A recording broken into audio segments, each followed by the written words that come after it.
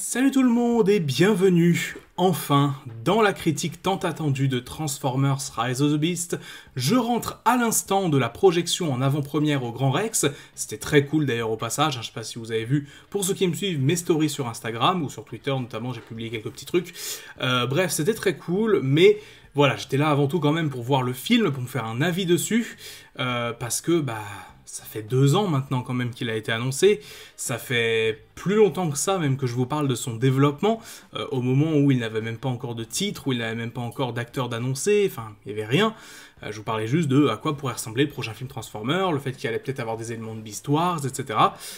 Et il est là enfin, après toutes ces années d'attente et surtout après le report d'1 an qui a eu lieu entre 2022 et 2023, donc le film devait sortir il y a 1 an déjà maintenant, il est sorti, maintenant ça y est. Donc ce que je vous propose c'est de faire tout d'abord cette vidéo donc sans spoiler. Il n'y aura aucun spoiler que je vais évoquer dans la vidéo, alors bien sûr tout dépend de votre considération sur ce qu'est un spoiler, mais disons que je vais rentrer dans aucun élément de détail, je vais juste donner mon avis général sur le film. On se retrouvera dès vendredi pour une nouvelle critique, cette fois-ci avec spoiler, ou qui sera beaucoup plus longue je pense, dans laquelle on décortiquera plein d'éléments qui m'ont un peu fait tiquer, ou que j'ai beaucoup aimé, etc. Bref, les choses vraiment en détail, et qu'on puisse aussi discuter dans l'espace commentaire par exemple, que vous puissiez discuter aussi entre vous sur divers éléments du film. Bref, ça fait 2 vidéos critiques en tout, je vous cache pas aussi que là je suis particulièrement fatigué, donc cette critique là elle va être assez simple et concise, là où la critique de vendredi sera beaucoup plus étendue. Bref, Rise of the Beast, vous connaissez peut-être mes attentes, j'avais fait une vidéo là-dessus la semaine dernière, donc à 1 semaine de la sortie, où je vous détaillais ce qui m'inquiétait et ce qui me hypait le plus pour le film, les attentes que j'avais. Et au final, qu'est-ce qu'il faut en penser? Qu'est-ce que j'en ai pensé? Donc, pour vous donner l'avis le plus général possible, le plus global sur ce que j'ai pensé de Rise of the Beast au premier visionnage. Je précise, c'était mon premier visionnage du film, avec tout ce que ça implique en termes de hype, d'attente, etc. Je pense que le 2e, 3e, etc. visionnage me donneront une vue plus globale sur l'avis que j'ai réellement sur Rise of the Beast. Il faut savoir que des fois, l'avis sur un film, ça évolue pas mal avec le temps. Il y a des films qu'on aime beaucoup pour un visionnage et qu'après on se dit c'est pas ouf, et inversement. Bref, après ce premier visionnage, Transformers Rise of the Beast, personnellement, finalement, j'ai quand même beaucoup aimé. Beaucoup s'attendaient peut-être à ce que je sois déçu, à ce que mes attentes ne soient pas comblées. Au final, le truc, c'est que j'ai su garder de mon côté les attentes les plus mesurées possibles, dans le sens où j'avais conscience de certains problèmes qui allaient être inhérents au projet, et donc je savais que certains trucs seraient un peu rushés, ou seraient un petit peu sous-exploités, ce qui n'excuse pas pour autant, attention. Mais ça m'a permis de ne pas être déçu. Il n'y a pas vraiment grand-chose en fait dans ce film qui m'a déçu, juste des trucs où je me suis dit « Ouais, ok, là ça a été un peu... pas forcément hyper bien exploité, mais je m'y attendais. Et je pense notamment à certains persos qui, clairement, ont un temps d'écran pas assez important à mon sens, même si quand même supérieur à ce qu'un personnage comparable aurait fait dans le Bayverse, par exemple. Les problèmes que j'attendais sont là, mais les qualités que j'attendais sont là également, et c'est de ça qu'on va parler quand même dans un premier temps. Alors, qu'est-ce que j'ai aimé globalement dans Transformers Rise of the Beast? Beaucoup de choses. Déjà, tout d'abord, c'est un récit, c'est une histoire assez simple au final, et croyez-le ou non, c'est pas un défaut à mon sens. Alors, effectivement, certains pourraient trouver le film peut-être trop rushé par moments, qui vont un petit peu trop... Voilà. Pour moi, au contraire, je trouve que c'est quelque chose de bien. C'est-à-dire que c'est un film Transformers qui se perd pas dans 1 milliard de sous-intrigues, qui va pas partir dans des intrigues avec plein d'humains à droite, à gauche, machin. Là, très clairement, je sais pas si on peut dire que c'est péjoratif de dire ça, mais c'est quasiment aussi simple qu'un épisode de série télé, en fait, concrètement, ou même de dessin animé, si vous voulez. Il y a une histoire, il y a un grand méchant, des enjeux qui sont posés très rapidement dans le film, et nos héros vont devoir réagir à ces enjeux et vivre une aventure autour de ça. En fait, c'est aussi simple que ça. Et honnêtement, je pense que cette forme de simplicité, qui était déjà un petit peu incarnée dans Bumblebee via certains aspects, même si c'était dans un registre différent, cette forme de simplicité manquait à Transformers, et en fait, en cela, j'ai presque envie de dire que ce film, c'est l'anti-The Last Night. Dans le sens où on a un petit peu dans l'ADN du projet certains défauts, certaines problématiques qui étaient comparables à ce film-là, c'est-à-dire notamment le fait qu'il y ait un peu trop d'intrigues qui peuvent éventuellement se mélanger, le fait qu'il y avait trop de persos à introduire, trop de lore à introduire, etc., etc. Et au final, je trouve que ce film-là s'en sort mieux parce qu'il va direct au fait, c'est-à-dire que par exemple, Je ne spoilerai pas, mais par exemple, typiquement, le lore autour d'Unicron est très rapidement expliqué, et très facilement expliqué, et compréhensible par à peu près tout le monde. De même pour ce qui est des Maximals, en fait. Pour moi, il n'y a rien qui n'est pas clair dans ce film. Simple, voire simpliste peut-être pour certains, par moment, mais il n'y a rien qui, à mon sens, reste trop vague, dans le sens où comme certaines choses fonctionnent. On a le chat qui vient nous dire coucou, salut Ravage. De même, pour ceux qui se sont plaints, et moi y compris, du trop grand nombre d'humains parfois dans les films Transformers, en particulier dans le Bayverse, et ben là c'est un souci qui est complètement corrigé, parce qu'on a donc Anthony Ramos, Dominique Fishback qui jouent deux personnages humains principaux qui nous sont introduits en une petite quinzaine de minutes à peu près dans le premier acte du film, et après cela, il n'y a plus que des scènes avec des Transformers. Au moins un ou deux à l'écran, au moins un ou deux qui interagissent, et ça fait super plaisir. C'est-à-dire que toutes les interactions ne sont pas toujours bonnes, ni recherchées, mais ils sont là, ils sont présents. Il n'y a pas des sous-intrigues entre humains ou qui n'ont aucun rapport avec les Transformers. Tout à voir avec Cybertron, avec Unicron, les Maximals, les Terrorcons, etc. Tout à voir avec ça. Et finalement, c'est pas plus mal. Et ça inclut aussi des enjeux pour les personnages humains, c'est-à-dire que c'est pas des humains qu'on a balancés comme ça, juste histoire de dire, bah on a besoin que les gens s'identifient. Non, en réalité, le personnage d'Anthony Ramos, il a une vraie raison, et ça, j'ai trouvé que c'était assez bien amené, il a une vraie raison de faire ce qu'il fait, et même le personnage de Dominique Fishback, qui est peut-être un peu moins développé, notamment parce qu'on développe pas, par exemple, sa sphère familiale plus que juste via un ou deux dialogues, ces deux personnages ont une raison de faire ce qu'ils font, et ils ne sont pas forcés dans l'intrigue, ils ont une raison d'être là. Vous verrez dans le film si vous le voyez, mais ils ont une raison d'être là, contrairement à une bonne moitié des personnages des films de Michael Bay. En termes d'action, parce que c'est finalement pour ça aussi qu'on va voir un film Transformer, est-ce qu'on est bien servi ? En termes de quantité, oui, sur les 2 heures de film, on a facilement un tiers peut-être de bonnes scènes d'action. On a plusieurs affrontements entre Optimus Prime et Scourge par exemple, on a pas mal d'affrontements aussi qui mettent en avant parfois les Maximals, et pas seulement que dans la bataille finale, on les voit un petit peu en action avant par moment, notamment Optimus Primal, bref, en termes d'action pure, on est servi. Maintenant, est-ce que l'action en elle-même est convenable, satisfaisante, très bonne ? Est-ce qu'elle est bien ? Pour moi, elle est peut-être pas assez ambitieuse par moment, c'est quelque chose qui avait été relevé dans les trailers, etc. Maintenant, j'aimerais noter un point qui est ultra intéressant à mon sens, c'est l'utilisation des capacités des Transformers. En effet, souvent, dans les films de Bay, on avait droit à des Transformers qui simplement se tapaient dessus à coups de main, à coups de poing, en fait, à main nue, ou qui se tiraient dessus, tout simplement. Là, on a une utilisation, je trouve, des transformations, des différentes caractéristiques de chaque perso qui sont vraiment intéressantes, et aussi, on a des personnages qui ont des armes assez originales. Pour ceux qui ont vu le film, et là je ne spoil rien, je vous dis quel personnage ça concerne, par exemple Battletrap, il a une arme, je trouve, qui est plutôt originale, qu'il utilise quelques fois, et qui, en termes de scènes d'action, est plutôt cool.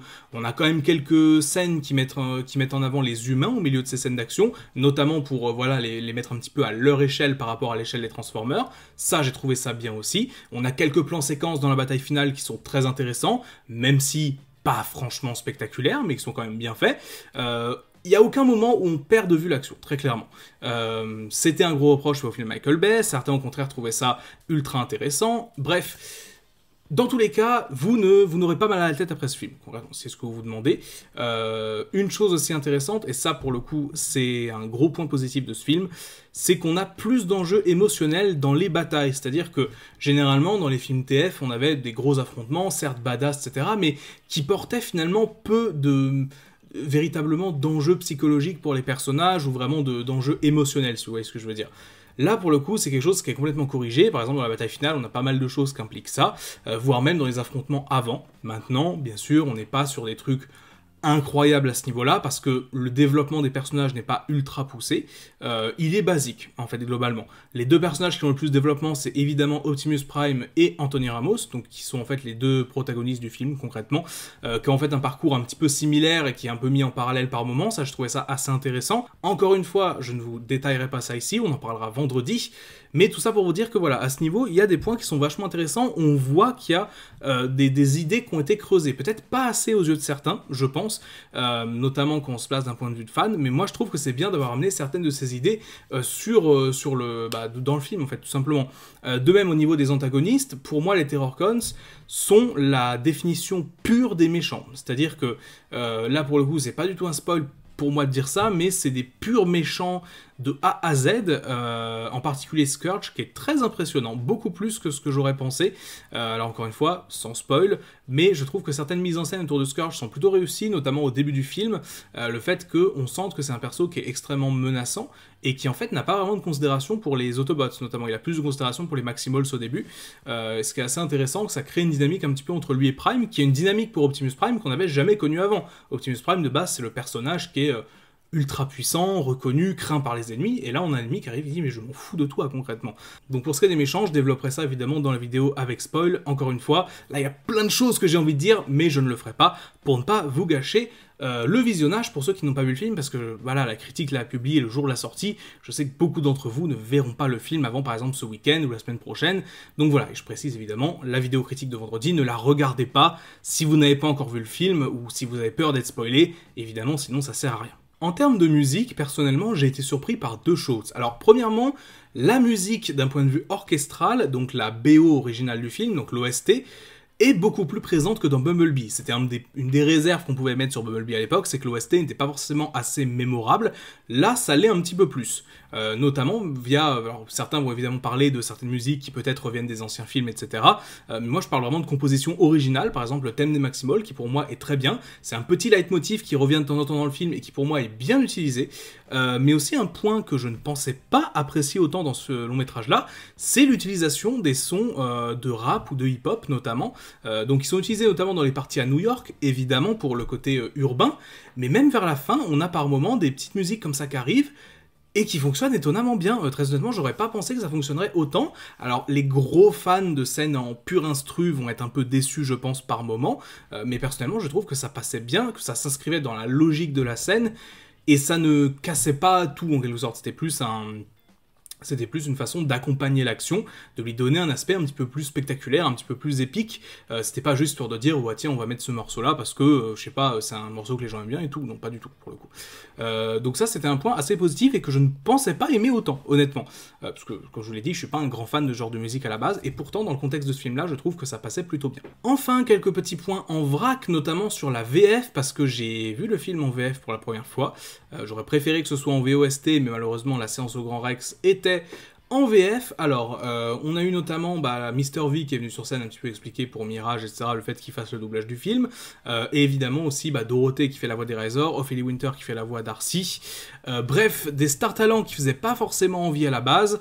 Si je peux vous donner un avis très honnête là-dessus, Mr. V, dans la scène que Paramount a publiée sur les réseaux sociaux, qui était la scène dans la jungle, il est vraiment pas bon. Qu'on soit honnête, il est pas bon, sa voix passe pas très bien, etc. Maintenant, sur le reste du film, je trouve pas que ce soit mauvais. C'est-à-dire que oui, clairement, ils auraient pu prendre un voice acteur plus talentueux, qui a plus d'expérience, etc. Mais, à mon sens, il colle relativement quand même au personnage, et surtout par moments, les moments un petit peu émotion avec Mirage, parce qu'il y en a, ils sont bien joués, ils sont corrects, et pour moi, ils passent bien. J'avais vraiment peur de ça, parce que Mr. V, je savais qu'il allait jouer du coup Mirage, et que c'était un perso ultra important. Et au final, ça va, il gâche pas trop le truc, ça passe plutôt bien, donc GG à Yvick quand même sur ce coup. On peut pas franchement en dire autant de Dorothée et Ophélie Winters, mais en même temps, elles ont moins de répliques, donc ça passe un peu. En fait, j'ai l'impression que leur voix est beaucoup plus effacée par le côté robotique qui est donné aux voix des Transformers tout au long du film. Donc on les reconnaît presque pas, en fait, très honnêtement, moi personnellement, je les ai vraiment pas reconnus, il n'y avait pas de voix caractéristique, contrairement à Mr. V encore une fois. Donc en soi, ça fait pas de mal, mais juste je suis en mode, pourquoi les avoir prises en fait, tout simplement.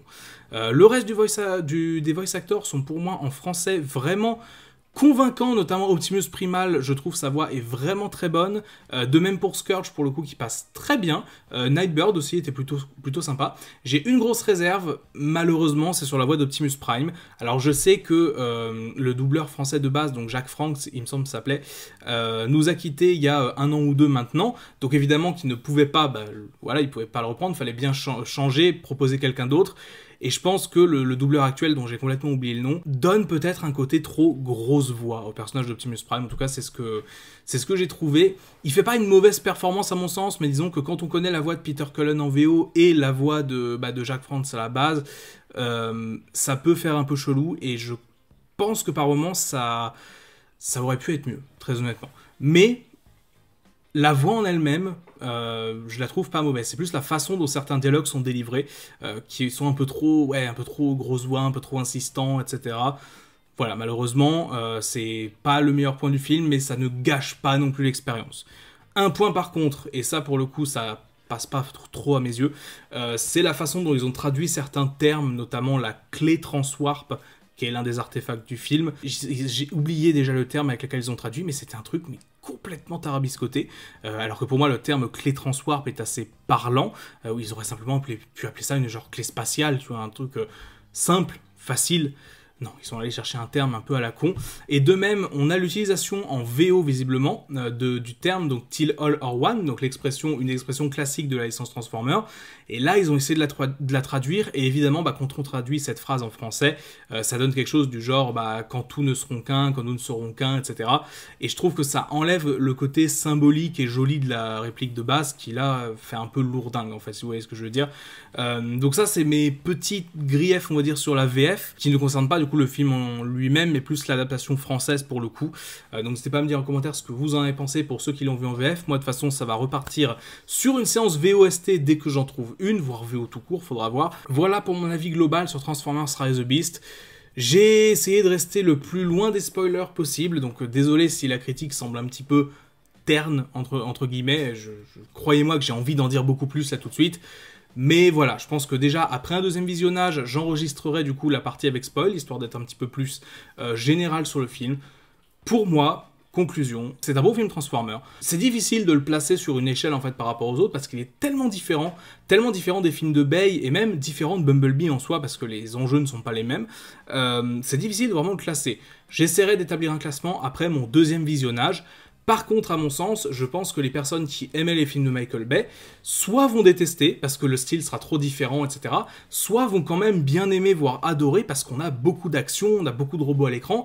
Donc en fait, je pense qu'avec ce film, on va voir parmi les fans, on va dire, du Bayverse, ceux qui étaient là pour les Transformers et pour l'action que ça apportait, etc., la façon dont les films étaient faits, ou les gens qui étaient là juste pour le style Michael Bay et tous les avantages et les gros inconvénients que ça impliquait, à mon sens, parce que, en fait, ce film, on pourrait presque le résumer comme ça, c'est la structure, l'ossature parfois d'un film du Bayverse, mais avec toute la couche de Michael Bay en moins, pour le meilleur comme pour le pire, en quelque sorte, voilà. Pour moi, c'est beaucoup plus positif du coup, parce que ça permet d'avoir des meilleurs persos, ça permet de s'enlever des intrigues inutiles, des blagues de merde, etc. Parce que d'un point de vue humour, ce film-là est plutôt bon, il n'y a pas vraiment de moments très cringe, très honnêtement, il y a une ou deux blagues qui tombent un peu à plat par moment, mais franchement, c'est vraiment rien de grave. Donc voilà, à ce niveau... ça peut vous donner une idée, après je redévelopperai ça dans la vidéo avec spoiler de vendredi, ça permettra d'être un petit peu plus clair là-dessus. Bref, c'est tout pour cette vidéo critique, j'espère qu'elle vous aura plu, c'était une petite vidéo critique très simple. Vendredi, je vous le redis encore une fois, mais ce sera là qu'il faudra être présent, vraiment pour la grosse analyse complète du film avec spoiler. Parce que, voilà, là pour le coup, je pourrais commencer à décortiquer des trucs, à vous expliquer mon ressenti sur certains personnages, certains éléments, certains événements qui se passent dans le film. Bref, soyez au rendez-vous pour ceux qui ont vu le film. Et sur ce, c'est tout pour moi, c'était Magnus. Ciao!